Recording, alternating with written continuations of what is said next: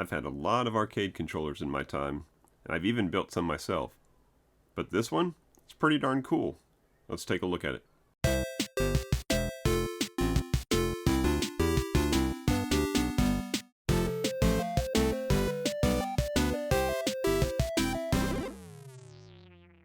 Hey everybody, it's Chris from Family Geekery, and today we're going to be taking a look at this Atari single-player USB fight stick.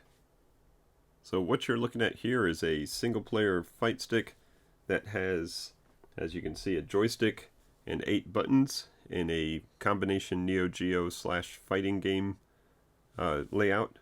It's got 2 buttons up here that you can set for maybe start and select.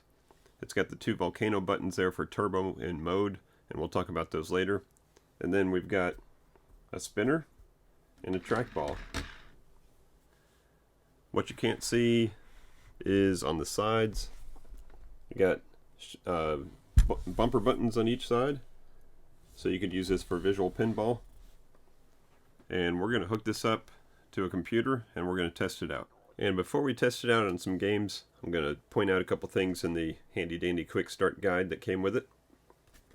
And it says right here that's compatible for Windows, Linux, Mac, Android, Raspberry Pi, and PlayStation 3. And this thing is really geared towards Raspberry Pi.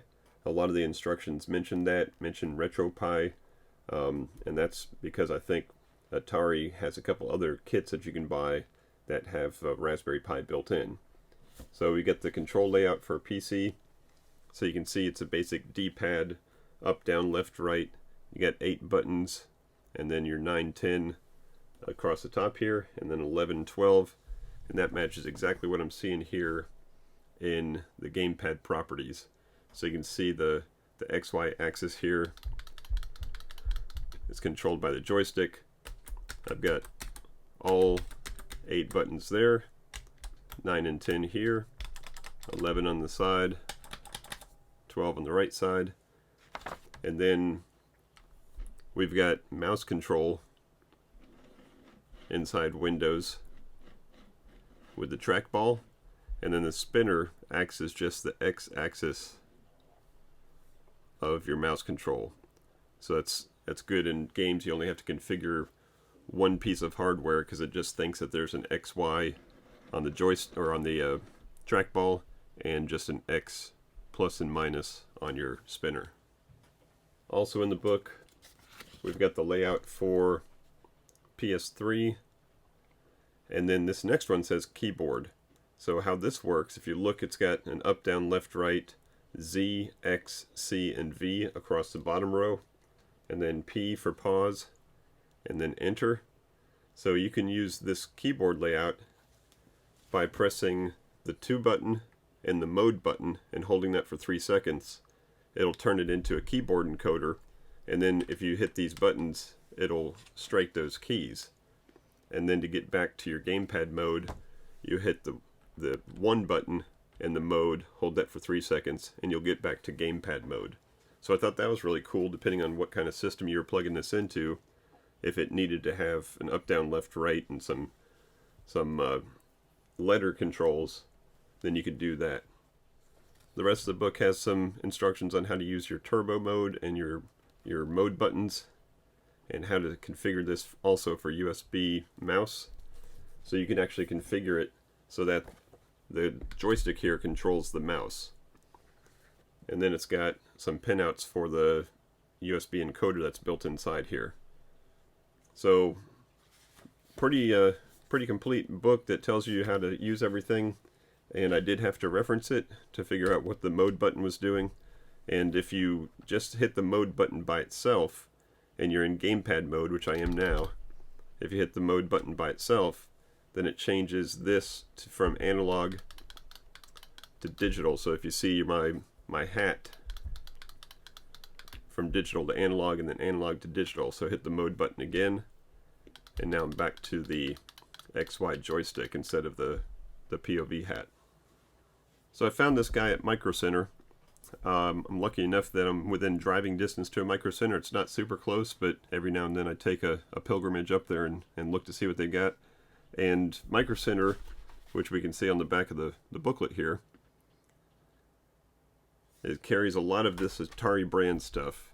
And they, like I said, they had a Raspberry Pi kit that came with like a USB pad controller.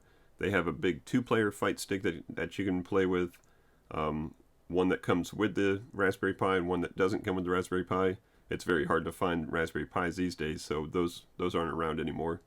And then they had this guy, which I thought was really nice looking. It has a really nice fit and finish, but it was very expensive. So when they first came out, the box is labeled $199. And as nice as it looks and as nice as it feels, I thought that was a little steep of a price, so I didn't bite on it.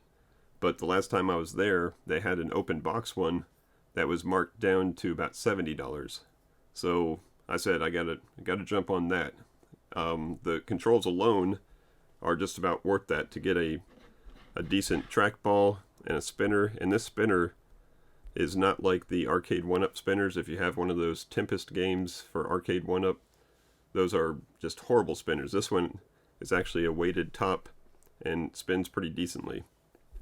So overall, very happy with the type of controls. So now let's finally get into some games.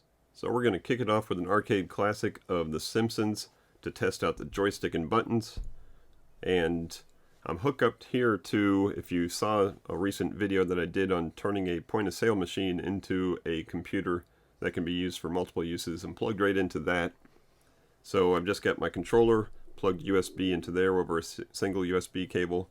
So let's test out the joystick and buttons with a little Simpsons.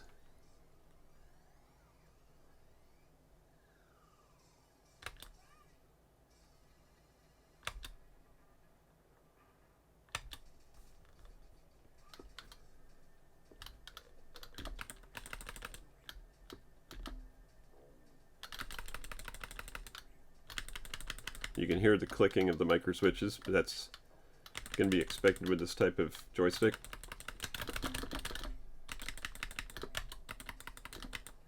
So this is a 2-button game. Just got jump and attack, and then if you push the two together, you do, I guess, your butt attack on Marge. But yeah, this is working great. I could really see myself just plugging this in and playing a couple single-player games. To play 2 players, obviously you'd have to have a couple of these, or give somebody else a USB gamepad or something like that. But yeah, this is definitely, I would say, arcade quality. No complaints over the joystick and buttons. So let's test out something else. Alright, to test out the trackball, we're going to play a little game of Crystal Castles. This is a favorite of Amber's. So we're going to add some coins, and pardon my hand as I reach over the camera, but we're going to test this guy out. It's got a pretty decent spin to it.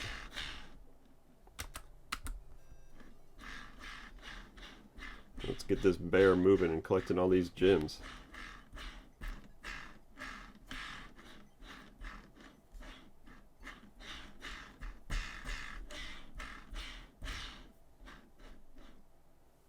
Alright, I would say that's a success. I was able to get through level 1 without any problems.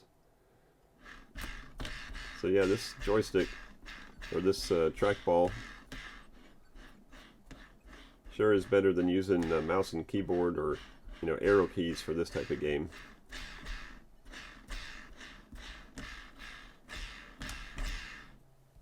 Got me. So I'm going to call this a success. Let's go on to something else. Alright, now it's time to test out the spinner here. So nothing better than an iconic game of Tempest. And it's going to be a little hard to see because this is what would have been a vector game in the arcades being simulated on an LCD screen. So not the highest quality, but let's test out this spinner.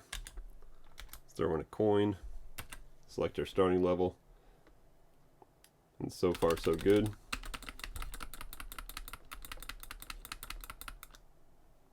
Except for getting killed right away. So having slow control works real good.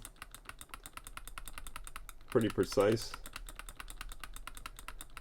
Now in the arcades we would just spin this thing like crazy. Just spin and start shooting. Now one thing I'm noticing here is if I spin real fast, the encoder isn't really figuring out what it's doing. I think it's kind of the sensitivity settings within MAME probably need to be set for it. But if I spin it slower, then you see it has no problem spinning. It's just when I spin it super fast, it kind of loses its mind. So yeah, this is very smooth, the spinner itself. It spins freely, and I'm having no trouble controlling it. So let's call that one a win also. Let's see what else we got. So we're going to test out a racing game with the spinner. Now in the arcades, racing games had two general types. You had the free spinning type, which they call like a 360 controller, which is basically just a steering wheel attached to a spinner, and you could spin it around real fast. So something like pole position would have that. And then you had what's called the 270 controller, which is more like a force feedback, or it only turned 270 degrees before you'd have to bring it back to center. And those are more of like a paddle control. Now this hot rod game is actually a spinner, 360 game. So we're going to see how well this works. This is one of my favorite racing games back in the arcade days.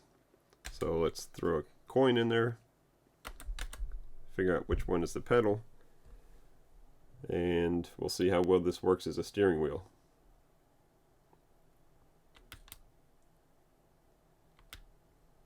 So I'm the red car there. No promises on being any good at this. So that has pretty good control, and then you want to kind of spin it and stop it on the corners.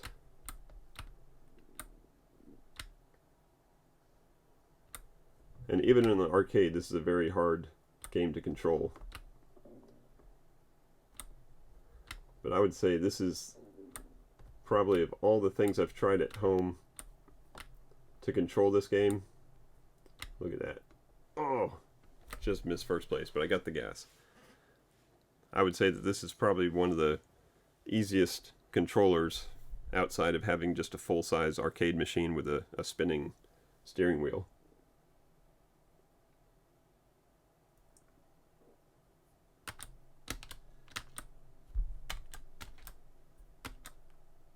Alright, what button do you push? Well, I'll have to figure that out.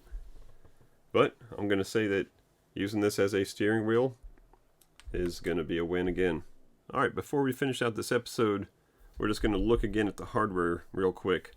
This is a nice finished wood here. This is a nice plastic on top. You can see it's very reflective. The trackball here is actually sunk in, so the lip is actually level with the plastic, so that's a nice fit and finish. I like the volcano buttons, which are very iconic for the brand Atari. Those would have been seen on any of the early games like Missile Command. On the top here, you've got the USB port, but you've also got a nice carrying handle. And overall, it's fairly heavy, fairly sturdy, but not so heavy that you couldn't carry it around. Now, I haven't ventured so far as to taking these feet off to see what's inside yet. I'm guessing it's just a bunch of buttons and switches wired into that encoder, but maybe if I get bored I may look in there. I know a lot of people like to take these things apart and put different joysticks in, maybe a Sanwa style joystick, or maybe different buttons. Some people like the convex versus the concave. I'm going to leave it how it is for now, because right out of the package it's worth every penny of that $70 I paid for it. I don't think I would venture into going the full $199, but from what I've noticed at Microcenter, anytime they put something like this out, they put a big price tag on it, and then if it doesn't sell, they just drop it down some more, and then if it doesn't sell, they drop it down some more. So patience is always the virtue for buying these Atari branded things at Microcenter. Alright, so that's going to wrap it up for this episode. I hope you guys enjoyed it. If you got some good information out of it, go ahead and give me that thumbs up. If you want to see more content like this, be sure to subscribe so you don't miss anything. I'm always doing different kinds of setups with games, and I'm going to get into some more arcade stuff. So check that out. Also, be sure to check out our Family Geekery Podcast. We talk about arcade games, we talk about movies, anime, video games, a little bit of everything, anything geeky. And we have new episodes every Tuesday. So thank you again for watching, and until next time, peace out and geek out.